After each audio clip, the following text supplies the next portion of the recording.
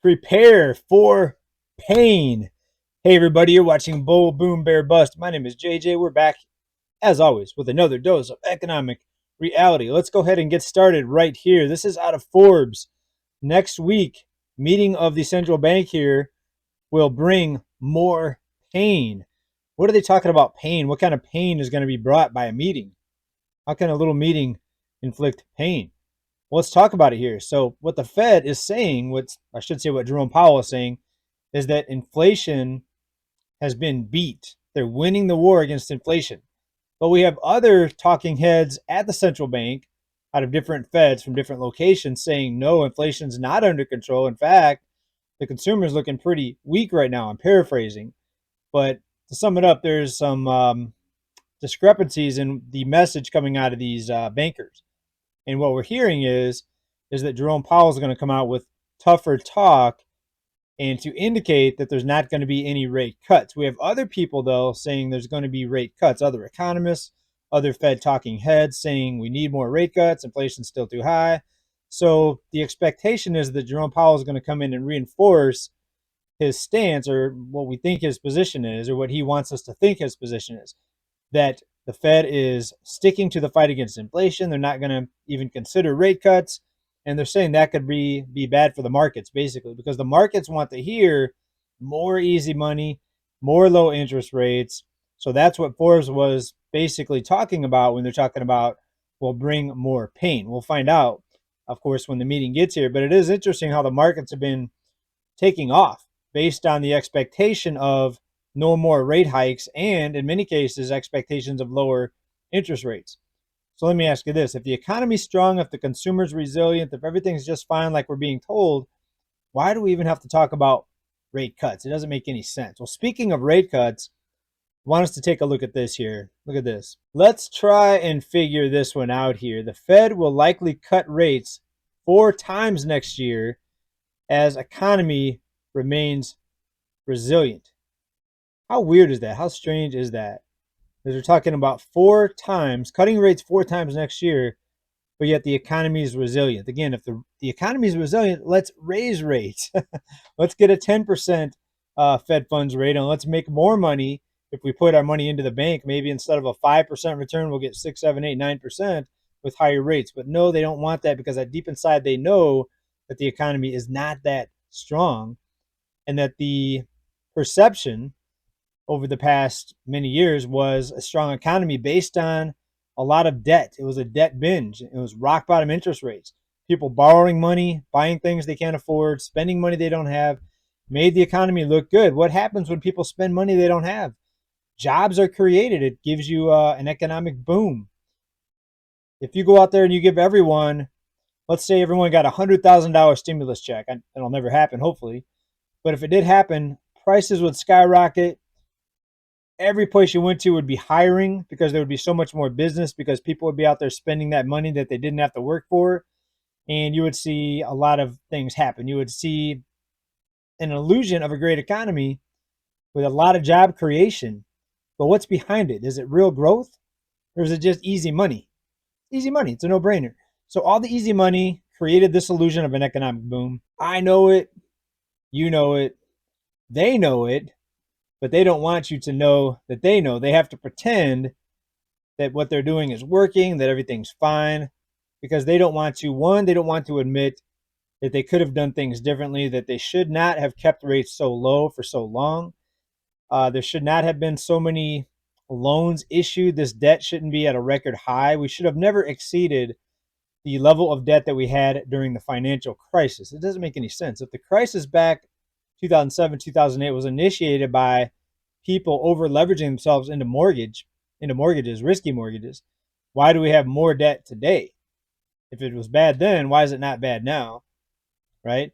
So go figure here. But let's get into some other news here, some other topics. I want to kind of expand what we talk about here so we're not so focused on interest rates every episode. We're not so focused on the Fed. Those things are important, but I'm going to try to widen things out here a little bit, try to make it a little bit more fun, a little more interesting on some other types of news. But it is all financially and economically relevant here, of course. Let's talk about this. Let's talk about a word that was used a lot more in the past couple years than I've ever seen. Greedflation, corporations profiteering and significantly boosting prices. Now, is greed new? Of course not. No, greed's been around for a long time. But ever since 2020, with the supply chain issues, the shutdowns, all the things that we saw in 2020, um, inflation, of course, took off. Part of it, I don't think a lot of it, but part of it was definitely greed. I shouldn't say a lot of it. I think a lot of it was, but not most of it. Inflation's always been around, or I should say greedflation. They're calling it greedflation. What a word. Greed greed has always been around. Nothing new, but the shortages and the shutdowns and everything else, and the extra money that consumers had for at least a couple years. A lot of people had a lot of money to spend because of many reasons. The didn't have to pay rents, didn't have to pay mortgages, stimulus checks, the enhanced unemployment benefits. All those things led people to have record amounts of savings. So of course, companies, corporations, they raised their prices because people had all this extra money to spend. Back to the earlier example, if you send everyone in the United States a stimulus check, the bigger the check, the more false economic growth that you will see because people go out and spend that. And of course, they're going to raise their prices because when there's a lot of demand, what do you do if you're a business owner? Are you going to sell out of all your items and have empty shelves? No, you're going to raise your prices to make up for the increase in demand. So I think a lot of that's what's happening with the corporations. And yes, there is some greed in a lot of places, especially car dealers are using the excuse of shortages as a reason to raise prices. We got automobiles again, and also not drop the prices, even though a lot of these car dealers have a lot of inventory. I drove by a car dealer this morning. Yeah, this morning on the way back from my kid's school, and there was like 7 or 8 sales guys hanging out under a tent in the parking lot. Zero customers on the lot. I sat there at the stoplight, kind of looked over there. Didn't see any customers, but I saw at least 7 or 8 employees congregating under a tent. I don't know what they were talking about, but probably like they were probably asking, "Where's all the buyers at? Where's all the buyers?" Well, the rates are too high, one, and the car prices are too high. When rates are high, the price of whatever you're purchasing or financing needs to be lower. But that's not happening with vehicles. It's not happening with homes. It is happening somewhat with homes, somewhat with vehicles. We'll keep you updated on all the numbers, the latest numbers. We're going to talk about housing a little bit later in this report. But what do you think? Greedflation, is that a big part of it? Is it just general greed? What do you think about that article there? That was out of The Guardian. All right, still on the topic of easy money, take a look at this. Mortgage rates are falling at the fastest pace since the 2008 market crash. Why is this happening? Well, that's because we have a central bank, in my opinion, out there buying a lot of mortgage backed securities, keeping the 10-year yield suppressed, and actually a big drop in the 10-year yield, which goes hand in hand with the mortgage rates, down to 4.129%. That's the 10-year bond right now. It was up over 5%. So the biggest drop that we've seen in the bond and since the financial crisis in mortgage rates. So we can see that there are the powers that be looking to keep this housing bubble inflated. It's an election year next year. Nobody in power right now wants the economy to come down, and it's a big part of its housing. So I think they're going to keep rates suppressed. I think the Fed's going to pivot here in just a few months, and they're going to have probably a fun time trying to think of an excuse on why they had to cut rates or why they're having to cut rates when the economy is so strong and resilient. It's going to be pretty interesting to see what they come up with, that's for sure. But I think they're going to come up with some sort of excuse. All right, now when we talk about the cost of living, we always have to include home prices, housing, the number one expense for most people. Look at this Times article here. And remember, over the past few weeks, we've been reading these reports saying that home prices are still going up, right? And a lot of them quoted the Case-Shiller Home Price Index. Some of them quoted Redfin numbers, Zillow numbers. Look at this, though. The Times here. Since peaking at 479,000 in the fourth quarter of 2022, the median sales price of a home in the U.S. has sagged, landing at 431,000 as of the third quarter, folks. That's a big drop. If this number is correct, that's almost a $50,000 price drop. But see, what they're doing is they're comparing it to the peak. They're comparing it to the peak. A lot of these publications compare it just year over year.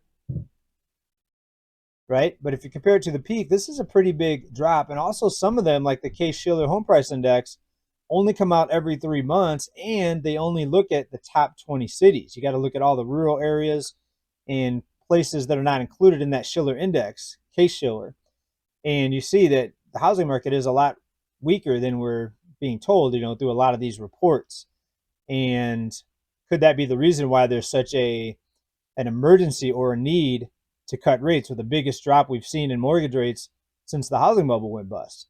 So add two and two together, I think we see what's going on. The housing market is very, very weak. Prices are coming down, and I think the powers that be see this, and they know that's an integral part of the economy, so they have to keep the rates suppressed. I think that's what's happening. What do you think about that, though? And what do you think about this price drop from the peak, 479,000, just under 480, down to 431,000? And also keep in mind that only counts until the end of the third quarter. So we still have to roll October and November, and of course December, when this month is done, into this price drop from the peak. And when we get the fourth quarter numbers, what's it going to be? It's almost 50,000 now, down from the peak. Could it be 60,000, 70,000, 80,000? We'll have to see, but I don't think they're going to be able to hide this weakness for very long.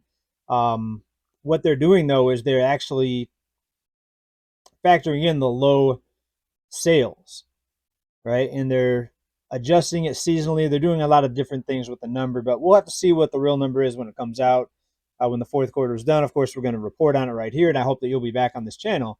I've got a few more things I want to cover today here regarding the economy, the cost of living, the financial situation, the tapped out middle class U.S. consumer, the economy living on life support right now with the need for lower rates, but they just don't want to admit it. Now, something that's pretty interesting when you look back at the year 2023 and you look at what people were searching for, this is out of Investopedia, the 2023 Investopedia terms of the year. The biggest one, you have to go all the way to the bottom here, and you see the big spike up in the term bank failure. Of course, that peaked in March, and we saw it again in May.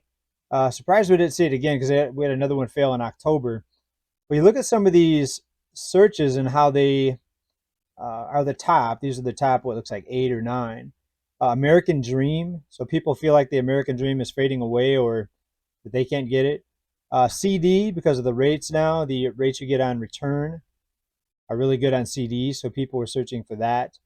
The other one's in inverted yield curve. Assumable mortgage. That's a big one because a lot of people don't want to get a new mortgage. They want to assume someone's mortgage that has a lower mortgage because they're so high right now. Coming down, but still a lot higher than they were. So if somebody has a 2.9% mortgage and you can assume their mortgage instead of having to get a new one, that'd be a beautiful thing in this rate environment. So people are looking for ways around the high rates. We also see Treasury bill, again, with the higher interest rates, bigger returns. Got some political stuff in there with what's happening right now, the whole circus with the left versus right political situation. We got BRICS down here, BRICS nations. Some of the nations out there talking about gold-backed currency, which is wild. People would have never predicted that before this year. Look at the Dutch central bank came out and said they're looking to have a gold-backed currency. So pretty wild there. Of course, debt ceiling. So interesting that we see these particular terms this year. I mean, it's not surprising, but it is interesting to see the big spike up in some of these terms that people are searching for here. We continue to see big layoff numbers. Another recent one here is Nike. Nike quietly cuts employees in rolling layoffs. Scope unclear. So again, if the economy is so strong if the consumer is so resilient as we're being told, why this? Nike has quietly laid off employees over the past several weeks, and on Wednesday signaled plans for a broad restructuring, but it has yet to comment on the scale or reasons for ongoing staff reductions. So are all these companies just deciding to cut costs at the same time? Just a coincidence? Nothing to see here, just a coincidence? Or is something bigger happening? Do CEOs see the slowdown in consumer spending? Could that what it be? I mean, look at the credit card limits right now. Look at the debt limits, rather, versus the credit card limits. Credit card companies aren't cutting the credit limits. But when they do, if there's some big scare that comes out here that causes banks to become cautious, then look out, because the consumers are living off of borrowed money right now, and it's been like that for a while. But unlike 2007, 2008, banks aren't cutting the credit limits. They're actually still increasing the credit limits, which is crazy and wild because of all the debt out there right now. All the defaults are increasing. Certain categories are the worst they've been ever, all time. What's the car loan delinquencies here? Auto loan delinquencies, a record high. Look at this. Auto loan delinquencies, a record high. But yet banks are not cutting credit limits. They're being a little more restrictive on the loans as far as I can see. Not just the higher interest rates, but being a little more choosy on who gets the loans. But banks aren't really making it that difficult to get money. Otherwise, we would see the credit card limits drop. And what would happen if the credit card limits drop? When that happens, then the economy implodes so quickly that no one will even be questioning it, right? Everyone would realize it. There would be so many layoffs, so many store closings, so many foreclosures, repossessions of vehicles, you name it, bankruptcy storm. All that would be happening right in front of everyone's face. It wouldn't even be a question. So I think they have to keep these credit card limits up.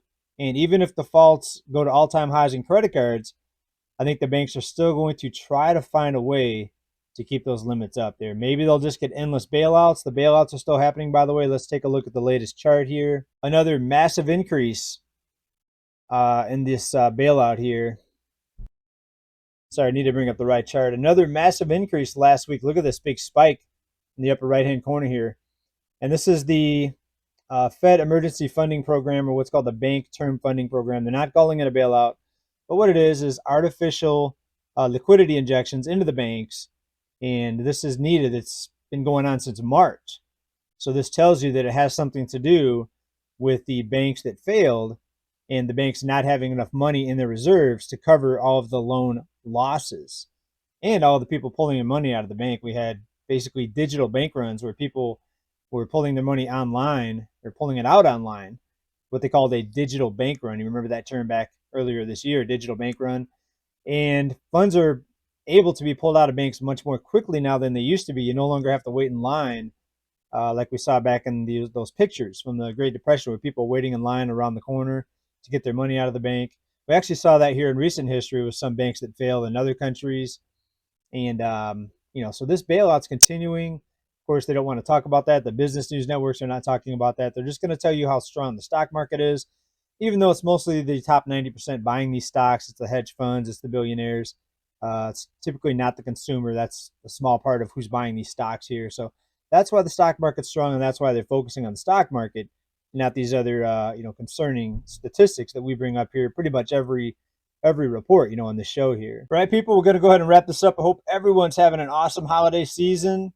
It's pretty festive around my house. I have kids, so they want to see the decorations. So it's more than just what's behind me here. We've got the big inflatable snowman thing going on. Snowman in California. Also, a couple people have been asking me why I haven't moved out of California. I have talked about moving out of California, but when I've talked about it, I said I can't do it just because of family and obligations I have here. Ultimately, maybe it would be a good thing to do, but when you have family, and I have family that has like certain medical conditions. I've got an elderly father out here, and he doesn't want to relocate, so I'm not going to move away from him. And I've got a disabled family member, a son that's disabled, right? So I've got obligations that keep me here. That's another thing. People find out that I'm from San Diego. They're like, man, why are you always in your garage, man? Why why don't you go out and film, in San Diego? It's a beautiful city. It is. But I have I'll be honest with you, I've got a disabled son, and it's very challenging. I have to be within just a couple mile radius of his school because a lot of weird things happen at his school because he's got some behavioral issues that go along with him being special needs, along with that physical issues where he often doesn't feel good and he has to get picked up. So I can't really stray too far from the school. Otherwise, I would love to go out and walk along the beach and give you guys, what's going on in San Diego. There's other YouTubers that do that. I think it's a cool thing. If I could do it, I would. I think it's a very cool thing. But I just try to bring you the latest news and my analysis here as often as I can. Even with the busy life going on, I love being here to connect with you, and I read your comments. And if you can give me a thumbs up on this video, and if you're not subscribed, if you can subscribe for me, if I get at least 50 new subscribers, I will try to reply to every question in comments. on this video. And if that helps, I'll try to do that every report. Hope you guys like all this information. What do you think about all this here? Going back to the beginning, is Forbes correct when they say more pain is ahead? Get ready for more pain. Are they correct? And what are we going to hear out of the Fed? Let me know. I'd like to hear from you down there in comments. Thanks everybody for being here. Thanks you all for being here. Big stacking as always. Bye for now. We'll talk to you soon then.